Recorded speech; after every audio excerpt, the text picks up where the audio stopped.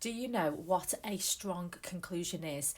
Do you know how to end your answer and what a good conclusion looks like? Now, we know it's essential for you to make in those conclusions in order to get into the top band of a 20 marker and also a 30 marker.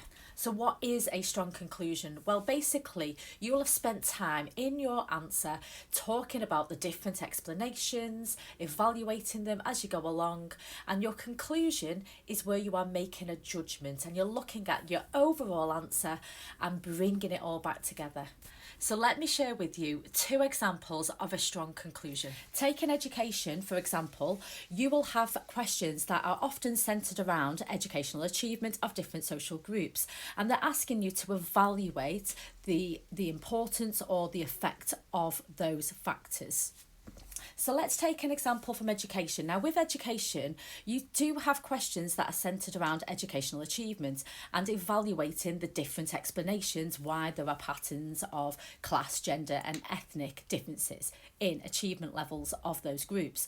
So if we take a question from that, like for example here we've got cultural factors, you will spend time going through the different cultural factors throughout your answer, and you might even evaluate it to say, well, actually it's not just cultural factors, there are material factors that might influence as well, or some of these cultural factors might be interacting, so things that are happening in the home background might interact with the culture of the school.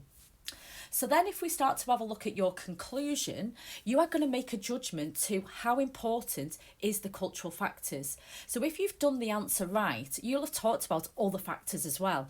So that's what you're talking about in your conclusion. You're saying, yeah, cultural factors are important, but they're not the only factors.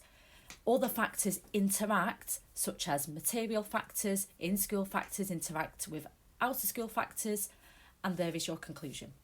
So now we're looking at paper 2, and examples are coming from the family topics. Now what we do notice is that a lot of the questions are centred around family life today, or in the UK today. Okay, so for example we've got this one here, that the UK society has become more child-centred. And in your answer, you will go through all the evidence that would support this idea that it is more child-centred, and you'll evaluate it as you go along to give evidence why it's not child-centred. And then in your conclusion, you're going to come back to that. You're going to look overall. You're going to make a judgment. So you're going to say, yeah, on the one hand, it's definitely more child-centred than it was historically in the past. Children have a happier and healthier lifestyle compared to their grandparents. However, it's not true for all children, and this is where you can then start to explore from a postmodern viewpoint. Society is more diverse. We can't make big generalizations anymore, and we need to explore the individual's experiences of family life.